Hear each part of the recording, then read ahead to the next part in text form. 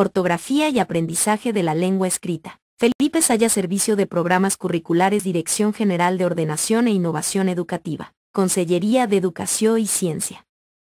Valencia. Si bien el saber escribir no se ha de identificar con el conocimiento práctico de las convenciones ortográficas, este es un aspecto del aprendizaje de la composición escrita que no puede descuidar dado el valor social que se le concede. Pero un aprendizaje significativo de la ortografía requiere que su enseñanza se sitúe dentro del conjunto de operaciones que intervienen en el proceso de escribir y en relación con el aprendizaje de conocimientos metatextuales y metalingüísticos. En este artículo se sugieren algunos criterios para interrelacionar el aprendizaje de la ortografía con la reflexión gramatical y, en el caso de la puntuación, con la composición de diversas clases de textos. La ortografía es uno de los componentes del lenguaje escrito, ni el único ni el más importante desde un punto de vista estrictamente lingüístico. Por lo tanto, conviene situar este aspecto del aprendizaje en un marco más general, de modo que no se identifique aprender a escribir con educación ortográfica, y para que no se juzgue un escrito únicamente por el dominio de las convenciones gráficas. Si nos limitamos únicamente a la textualización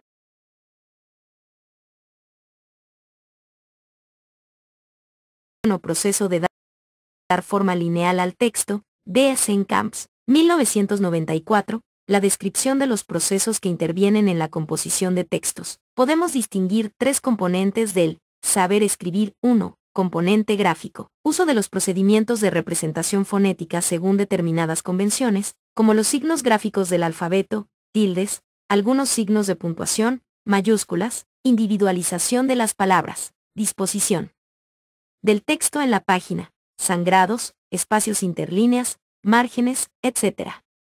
2. Componente gramatical, dominio de la composición global de oraciones, lo que implica seleccionar clases de categorías gramaticales y combinarlas de acuerdo con reglas sintácticas y semánticas. Habilidad para ampliar, reducir y parafrasear grupos sintácticos, para elidir, nominalizar, etc.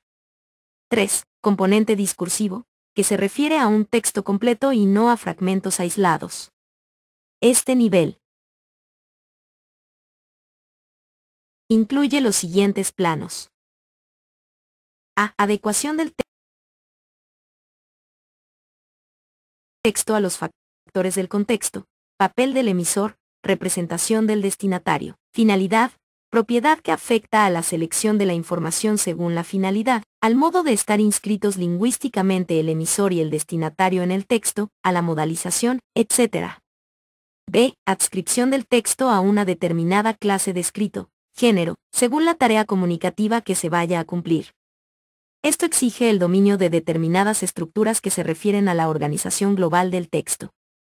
C. Dominio de los procedimientos para asegurar la cohesión entre las oraciones que forman la secuencia. Procedimientos anafóricos, recurrencias léxicas, pronominalizaciones, conectores lógicos, etc. En definitiva, la enseñanza y aprendizaje de las operaciones de textualización no se reduce a la corrección ortográfica, y a las actividades dirigidas al dominio de las convenciones gráficas habrán de presentarse en una secuencia didáctica que integre los diversos planos a los que nos hemos referido más arriba. Por otra parte, en el aprendizaje de la ortografía hay que distinguir parcelas muy diferentes por su objeto, por su importancia desde el punto de vista lingüístico y por la estrategia pedagógica que se ha de aplicar en cada caso. Grafías, acento ortográfico, unión y separación de palabras y puntuación. Pero en la práctica pedagógica se da más importancia a la corrección en el uso de las grafías. Hay razones de tipo sociolingüístico. Estas faltas se consideran no solo faltas de educación ortográfica, sino faltas de educación en general. Al empleo del acento ortográfico o tilde se le concede pedagógica y socialmente mucha menos importancia que a la corrección en el uso de grafías. Sin embargo, como se mostrará más adelante, desde un punto de vista lingüístico y comunicativo esta parcela tiene más importancia que aquella. Por lo que respecta a la puntuación, aunque se reconozca su importancia para la legibilidad de los escritos, pues está vinculada a la organización del texto en párrafos y oraciones, y dentro de estas, a la organización de ortografía y aprendizaje de la lengua escrita. 2. Los constituyentes oracionales. Esta parcela del aprendizaje ortográfico no se suele atender de una manera sistemática, sino que se abandona a los alumnos, bien a su intuición, bien a unas reglas que son imprecisas o inaplicables. Las convenciones alfabéticas. El dominio de las convenciones alfabéticas es un objetivo central en la enseñanza primaria. En la educación secundaria obligatoria hemos de seguir ocupándonos de su enseñanza, pero en esta etapa hemos de tener en cuenta estos hechos. Los alumnos tienen ya un conocimiento más o menos amplio del código escrito. Se dan notables desigualdades en este conocimiento. Unos alumnos dominan estas convenciones bastante satisfactoriamente, mientras que otros se mueven todavía con mayor o menor inseguridad. Por tanto, no se deben aplicar estrategias uniformes, sino tendentes a un aprendizaje individualizado. La edad de los alumnos permite apoyar el aprendizaje en la reflexión sobre el valor semántico y morfosintáctico de las palabras, con el fin de poner de relieve los aspectos sistemáticos de la ortografía, y de este modo superar las técnicas mecánicas y repetitivas. Una conclusión de lo que se acaba de decir es que la educación ortográfica en esta etapa debe partir de la observación y diagnóstico continuado de las propias dificultades y errores. Este diagnóstico se ha de apoyar en un conocimiento de los fundamentos lingüísticos de las dificultades ortográficas, es decir, la falta de correspondencia entre código oral y escrito que explica hechos como los siguientes. Fonemas a los que corresponden varias letras. Por ejemplo, el fonema /B// está representado por las letras B, Y o V, letras que corresponden a varios fonemas. La letra C, por ejemplo, representa los fonemas /K// y //. Neutralización de fonemas y representación del archifonema mediante varias grafías, fenómenos de yeísmo, ceseo, neutralización de // y // al final de sílaba. Grafías sin correspondencia con fonemas H, U en que, Ki, Yu, Gi. Letra X que representa el grupo /K// y /S/, donde el primer fonema tiende a no realizarse cuando la X precede a otra consonante. Éxtasis, expectante, etc. Grupos consonánticos que se mantienen en la lengua escrita, pero que se simplifican en la lengua oral, lo que ocasiona faltas como en contracción asterisco o ultracorrecciones como en trasladar asterisco. La observación de dificultades y errores provocados por el desajuste entre el código oral y el código escrito, proporcionará a los alumnos informaciones, no solo sobre faltas pertinaces en la escritura de determinadas palabras, sino, y esto es mucho más importante, sobre una misma clase de faltas en palabras diferentes. Será tarea del profesor ayudar a los alumnos a descubrir regularidades en sus faltas, de modo que las actividades de recuperación se puedan centrar en lo regular y no en los casos particulares. Dirigir la educación ortográfica hacia la regularidad no significa el aprendizaje y aplicación de numerosas reglas, muchas de ellas arbitrarias o poco útiles por el corto número de casos a los que se puede aplicar. Trabajar lo sistemático y regular es sobre todo apoyarse en la relación que hay entre el vínculo ortográfico de un grupo de palabras y su vínculo semántico y morfosintáctico. Por ejemplo, si trabajar no es una palabra de escritura dudosa, las formas trabaje, trabajes, trabajemos, etc. tampoco lo serán. Si los alumnos escriben algunas de estas formas verbales con G, la actividad de corrección no se habrá de centrar en la palabra mal escrita, sino en la comprensión de que la J de trabajar ha de mantenerse en toda la conjugación, lo mismo que ocurre en la flexión de bajar, viajar, dejar, tejer, etc. Se ha de deducir de esto que la consonante final de cualquier radical verbal se mantiene a lo largo de toda la conjugación.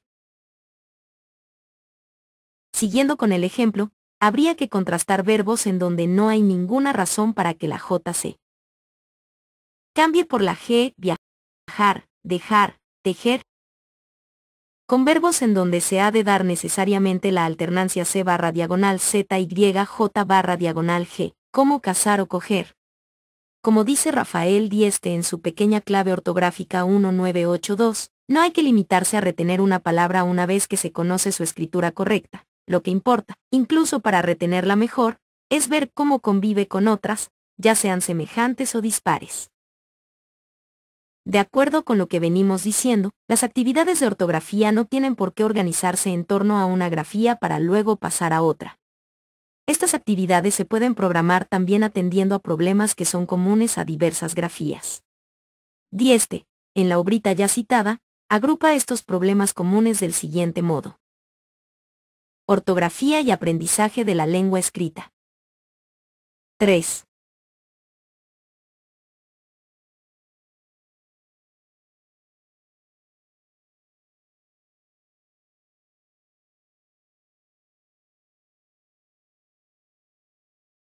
Reglas de vecindad, por ejemplo.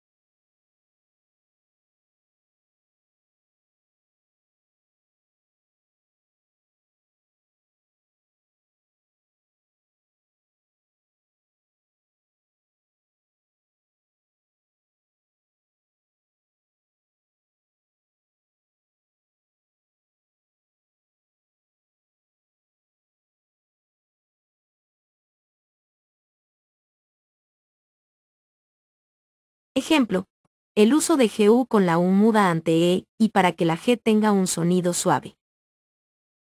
Privilegio de algunas sílabas. Por ejemplo, el uso de B en todas las palabras que empiezan por las sílabas BU, BUR y BUS, o el uso de H en todos los casos en que la palabra empieza con diptongo UE, palabras con terminaciones de escritura invariable. Por ejemplo, adjetivos terminados en abo, a, evo, a, ivo, a, eve y al. Ortografía de los verbos. Por ejemplo, uso de J con prefijo y inducir, conducir, reducir, traducir, etc., en las formas irregulares en las que entra este sonido. Problemas ortográficos relacionados con la pronunciación. Por ejemplo, confusión de ella y en hablantes yeístas. Si cruzamos estos criterios de clasificación con las grafías y grupos de grafías que presentan problemas ortográficos, obtendremos un cuadro 1 como el que se muestra en el cuadro 1. Falta el cuadro 1. El cuadro 1 puede servir de guía para planificar las actividades de ortografía haciendo recorridos complementarios. Si se toman como eje las grafías, hay que tener en cuenta los diferentes problemas que concurren en una misma grafía, y, además, que estos problemas son comunes a otras grafías. Si se toman como eje los tipos de problemas que afectan al conjunto de las grafías, el cuadro muestra precisamente la conexión que se puede establecer entre grafías diferentes. Centrar la educación ortográfica en lo sistemático y regular no significa aprender y aplicar reglas, sino acrecentar la conciencia ortográfica mediante el descubrimiento de la relación entre los vínculos ortográficos, morfosintácticos y semánticos de las palabras. La formulación y retención de las reglas será posterior al trabajo de observación y de descubrimiento de regularidades. Un ejercicio de escritura muy interesante puede ser, precisamente, que los alumnos redacten reglas que se infieran de las observaciones realizadas y que juzguen si la formulación propuesta da cuenta con exactitud de los hechos o hay que rectificarla por ser la regla demasiado restrictiva o demasiado general. Aunque, como se viene diciendo, lo más importante es el trabajo en torno a lo regular y sistemático, hay casos en los que conviene recurrir a procedimientos que refuercen la memoria visual. Ocurre, por ejemplo, con palabras que quedan excluidas de la regulación ortográfica y cuyo parentesco ortográfico semántico morfosintáctico no puede establecerse, por ejemplo abogado, honor, girar, vagar, curva, etc. Pero también aquí hay que huir de lo repetitivo y rutinario. Con una palabra cuya ortografía se quiere fijar visualmente se pueden hacer muchas cosas además de escribirla, una y otra vez. Se puede, por ejemplo, escribirla primero con minúsculas, luego con mayúsculas, luego dibujarla, escribirla de modo que haya que leerla de derecha a izquierda, escribirla con mayúsculas de modo que solo se pueda leer en un espejo, construir un acróstico con la palabra, recortar letras de un periódico y formar la palabra, construir una sopa de letras o un pequeño crucigrama incluyendo la palabra, si es una forma verbal, escribir su infinitivo, si es un nombre o adjetivo, escribirla con todas sus flexiones de género y número, etc. El acento ortográfico. Al acento ortográfico o tilde se le presta mucha menor atención en la práctica pedagógica que al uso correcto de las grafías. Esta actitud no se corresponde con la importante función que desempeña el acento en la escritura. Por una parte, la tilde señala, con su presencia o ausencia, según los casos, la sílaba tónica, de modo que se pueda reflejar en la escritura el contraste de intensidad entre esta sílaba y las átonas. Este contraste es el que da a cada palabra su fisonomía inconfundible. En muchos casos, el rasgo distintivo de una palabra es la distribución del acento de intensidad: ánimo, ánimo, animó, tránsito, transito, transitó, práctico, practico, practicó, etc. 2. Por otra parte, distingue entre sí palabras homófonas, como los pronombres personales de otras categorías gramaticales, o dos funciones de la misma palabra. Por ejemplo, la función de los pronombres demostrativos como sustitutos nominales o como determinantes. Es la función diacrítica de la tilde que se manifiesta en estos ejemplos: el vino de Jerez. El vino de Jerez. Esto es para mí, hijo, esto es para mi hijo. Se practica, se practica. No sabía que estudiaba, no sabía que estudiaba. Las reglas para el uso de la tilde son de una perfecta regularidad. Las claras reglas del acento las llama Dieste. Pero la simple memorización y aplicación en ejercicios rutinarios sin una reflexión sobre los mecanismos lingüísticos puede conducir a la aplicación de criterios erróneos, por ejemplo, a acentuar. Ortografía y aprendizaje de la lengua escrita. 4. Todas las palabras terminadas en on, fueron, dijeron, etc.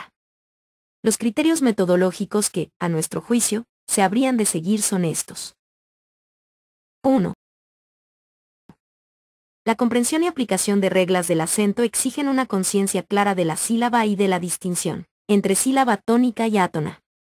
Estos conocimientos son de naturaleza prosódica y, por tanto, se deben adquirir mediante ejercicios centrados en emisiones orales. El ritmo de los versos se basa en hechos prosódicos como la repetición del número de sílabas y la distribución del acento de intensidad. Las actividades de métrica y de combinación de palabras para crear versos sujetos a determinados ritmos pueden ayudar a adquirir esta conciencia prosódica necesaria para entender y aplicar las reglas de la acentuación ortográfica. 2. La tilde señala las sílabas tónicas. Pero hay que partir del principio de que el acento prosódico solo se indica con la presencia de tilde en algunos casos. Son más las palabras sin tilde que con ella. Se trata, por tanto, de saber qué casos son estos. Pero antes de entrar en las normas que los regulan, convendría que los alumnos conocieran cuál es la razón por la que la mayoría de las palabras no llevan tilde. Se trata de observar que la mayor parte de las palabras del castellano son llanas o graves terminadas en vocal, n o s, y que por el principio de la economía de signos estas palabras no se acentúan ortográficamente. Se puede observar, por ejemplo, la preponderancia de formas graves en la conjugación de los verbos, formas terminadas, además, en vocal, nos. También, el predominio de nombres graves terminados generalmente en o, a y en el singular y en s en el plural. 3. La acentuación de esdrújulas, aunque constituyen una pequeña minoría en castellano, puede plantearse como un objetivo inmediato, puesto que la regla se aplica sin excepciones. En este apartado, puede tener un especial interés la formación de palabras esdrújulas por la adición de críticos a formas verbales, sobre todo en el imperativo, cuenta, cuéntame, da, dámelo, espera, espérame, en el gerundio, contando, contándolo, dando, dándolo, esperando, esperándolo, y en el infinitivo, contar, contárselo, dar, dárselo, esperar, esperárselo. 4. La regla para la acentuación de las agudas debe partir de la comprensión de que es una palabra aguda, pues de otro modo iOS alumnos acentuarán todas las palabras terminadas en on y aún en n.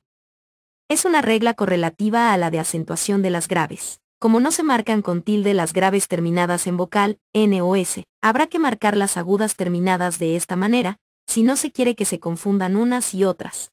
termino, terminó, canto, cantó, estas, estás, anden, anden, etc. Al mismo tiempo que se practica esta regla, convendrá proponer ejercicios destinados a discriminar palabras agudas terminadas en n y palabras graves con el mismo final, como joven, examen, orden, desorden, imagen, origen, margen, virgen, así como las formas verbales graves terminadas en on, cantaron, vinieron, etc. Se puede proponer también que se pongan en plural los sustantivos mencionados, para que, al convertirse en palabras esdrújulas, sea obligatorio el uso de tilde. 5. Entre las agudas que se acentúan hay muchas formas verbales. La primera y tercera persona del singular del perfecto simple de la mayor parte de los verbos, y casi todas las formas del futuro imperfecto. Este hecho aconseja planificar actividades sobre la acentuación de las agudas centrándose en la ortografía de los verbos. 6. Solo cuando se dominen y se practiquen sin vacilaciones las reglas generales precedentes,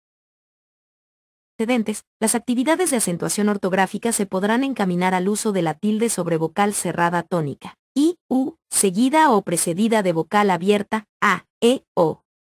Se suele explicar que la finalidad de esta tilde es deshacer el diptongo. Ante esta explicación, Rafael Dieste advierte, no hay diptongo que deshacer. Si lo hubiese sería un raro capricho deshacerlo. Lo hay en Asia, y nos cuidamos muy bien de deshacerlo. Lo apropiado es decir que la tilde indica un hiato. Para comprender esta regla, hay que conocer qué es un diptongo y reconocer cuando dos vocales, una abierta y otra cerrada, no forman diptongo sino hiato, porque la vocal cerrada es tónica, baúl, acentúo, raíl, país, hagamos, etc. Este reconocimiento ha de hacerse en emisiones orales antes que en la escritura. Hay que observar también, previamente, que el elemento tónico de un diptongo puede ser la vocal abierta, y que en este caso la tilde se coloca sobre esta vocal siguiendo las reglas generales. Hacéis, cantáis, huésped, tuéstalo, etc. Ortografía y aprendizaje de la lengua escrita. 5. La observación del hiato formado por vocal cerrada tónica, i, u, seguida o precedida de vocal abierta, a, e, o, se puede hacer tomando como objeto de observación la flexión verbal. En las formas del pretérito imperfecto de indicativo de la segunda y tercera conjugación, y en el condicional simple de las tres conjugaciones. En el presente de indicativo y en el perfecto simple de verbos irregulares como reír y freír. En verbos como piar, ansiar, aliar, fotografiar, desafiar, confiar, etc. La conjugación del presente de indicativo de estos verbos se puede comparar con la de verbos como iniciar, agobiar, odiar, etc. en los que no hay hiato sino diptongo. En verbos como graduar, evaluar, atenuar, insinuar, continuar, actuar, acentuar, puntuar, etc. La conjugación del presente de indicativo de estos verbos se puede comparar con la de verbos como averiguar, adecuar, atestiguar, apaciguar, etc. en los que no hay hiato sino diptongo. Se puede comparar también la acentuación de la primera persona del presente de indicativo de los verbos, señalados en los dos últimos apartados, pío, alío, fotografío, desafío, confío, gradúo, evalúo, atenúo, insinúo, continúo, actúo, acentúo, puntúo, con la tercera persona del perfecto simple, pío, alió, fotografió, desafió, confió, graduó, avaluó, atenuó, insinuó, continuó, actuó, acentuó, puntuó. Tras estas actividades, se pueden buscar ejemplos de nombres y adjetivos en los que la tilde marque el hiato. 7. La formación de adverbios terminados en mente a partir de adjetivos puede servir para recapitular las reglas generales, ya que estos adverbios mantienen la tilde del adjetivo. 8. Las actividades relativas al acento diacrítico deben acompañarse de la reflexión acerca de ciertas categorías gramaticales que se pueden agrupar en 5 series. A. Pronombres personales tú, él, mi, sí. Las actividades para la correcta acentuación de estas clases de palabras habrán de formar parte del trabajo gramatical en torno a la deixis personal, Pronombres personales y posesivos. B. Pronombres demostrativos. Como se sabe, la acentuación de los demostrativos cuando no son determinantes del nombre sino sustitutos de este, es potestativa, pero obligatoria en casos de ambigüedad. Como en un texto escrito los demostrativos, tanto determinantes como sustitutos del nombre, tienen un papel fundamental en la cohesión del texto. Las actividades para el uso de esta tilde diacrítica hay que planificarlas con ocasión de la práctica de la determinación y de la sustitución pronominal. Ocurre lo mismo con el pronombre personal cuando su referente está dentro del texto, función anafórica. C. Pronombres interrogativos y exclamativos. Las actividades para la acentuación de estas palabras se pueden planificar con ocasión de la composición de diálogos, relatos, textos dramáticos, entrevistas, etc. La acentuación de interrogativos se presenta también en las interrogativas indirectas. Le preguntó cuántos años tenía, por lo que esta práctica se puede poner en relación con las actividades para la práctica del discurso relatado y, para la reflexión sobre las oraciones con función de sustantivo, le preguntó cuántos años tenía, por lo que esta práctica se puede poner en relación con las actividades para la práctica del discurso relatado y, para la reflexión sobre las oraciones con función de sustantivo, le preguntó cuántos años tenía igual a le preguntó la edad. De adverbios, de afirmación sí, de cantidad más, de modo solo. E. Formas verbales de dar, B, ir, C, ser y saber. La puntuación. En el aprendizaje de la puntuación concurren problemas de naturaleza muy diferente por su función en el texto y que requieren un tratamiento pedagógico diferenciado. Podríamos hacer las siguientes distinciones. 1. Signos relacionados con la organización del escrito y con la construcción coherente de párrafos, secuencias y oraciones, el punto y aparte, el punto y seguido, la coma, el punto y coma y los dos puntos, el paréntesis y la raya de paréntesis. Ortografía y aprendizaje de la lengua escrita. 6. Estos signos, aunque tienen repercusión fónica en la lectura en voz alta, no se pueden considerar como recursos para representar en la escritura características de la lengua oral, como pausas, entonación, etc. Es más apropiado considerar estos signos como recursos propios de la escritura, para organizar los constituyentes textuales y oracionales. Este enfoque es fundamental para el planteamiento pedagógico, ya que sitúa el aprendizaje de la puntuación como parte de la reflexión gramatical, tanto en el marco de la oración como del texto.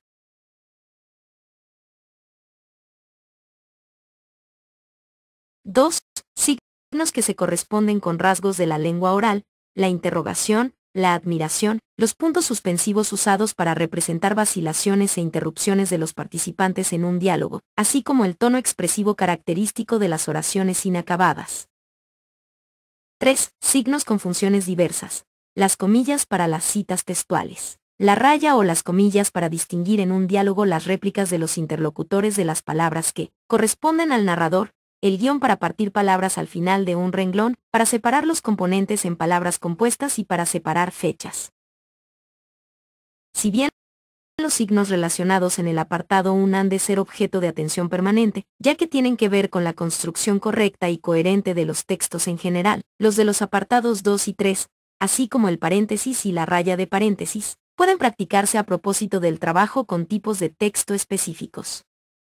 Sin intención de exhaustividad, los tipos de textos que permiten un tratamiento pedagógico rentable de estos signos son: el trabajo con textos narrativos y dramáticos sería el lugar idóneo para ejercitar la destreza en el uso de los signos de interrogación, admiración y puntos suspensivos, por ser signos que pretenden representar en la escritura la entonación de los hablantes, aunque puedan usarse con fines expresivos fuera del diálogo. El texto narrativo permite también la práctica de la raya y de las comillas para separar las expresiones de los interlocutores en el diálogo. Los textos expositivos y argumentativos permitirán practicar el uso de la raya y el paréntesis para la separación de incisos.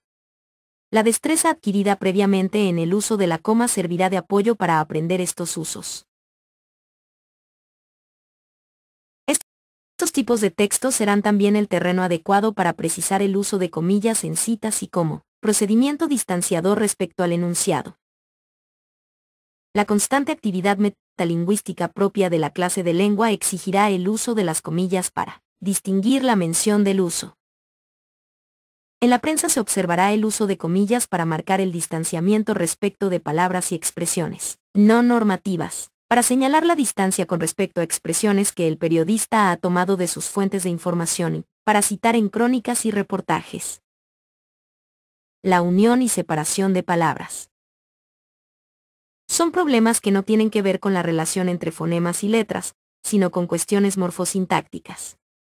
También intervienen en algunos casos aspectos fónicos. Se trata de las confusiones entre por qué y por qué y por qué, con qué y con qué, si no y si no, a dónde y a dónde, asimismo, también asimismo y asimismo. En todos estos casos se da la confusión entre formas con valores morfosintácticos diferentes. Está además el error consistente en escribir con una sola palabra expresiones como o sea, de repente, al menos, sobre todo, etc. Y, en general, todas las locuciones adverbiales, prepositivas y conjuntivas, expresiones que los alumnos consideran frecuentemente como una sola palabra. Tiene también relación con estos problemas la confusión de haber y haber. El tratamiento de estas dificultades es inseparable de la reflexión gramatical vinculada a las actividades de composición de textos escritos. Ortografía y aprendizaje de la lengua escrita. 7. Notas 1. Se ha añadido a los criterios tomados de R. 10 el de las palabras en las que aparecen lexemas de origen greco-latino con las grafías H, G, B, V. 2. Estos ejemplos y los siguientes están tomados de Gómez Torrego 1989. Referencias bibliográficas Agencia F1976, Manual de Español Urgente. Cátedra /diagonal Agencia F, Madrid. Benito Lobo, JA 1982, La puntuación, usos y funciones. Edinomen, Madrid. Camps, A 1994. El enseñamiento de la composición escrita. Barcanova, Barcelona. Dieste, R1982, Pequeña clave ortográfica. Escuela Española, Madrid. Fortuny, J.B., Martí, S1992, Prácticas de ortografía. Teide, Barcelona. Gómez Torrego, L1989, Manual de Español Correcto. Arco Libros, Madrid. Martínez de Sousa, J. 1985, Diccionario de Ortografía. Anaya, Madrid. Seco, M1961, Diccionario de Dudas y Dificultades de la Lengua Española. Espasa Calpe, Madrid. Textos de Didáctica de la Lengua y de la Literatura, número 5. Julio de 1995. Ed. Grao, La lengua escrita en el aula.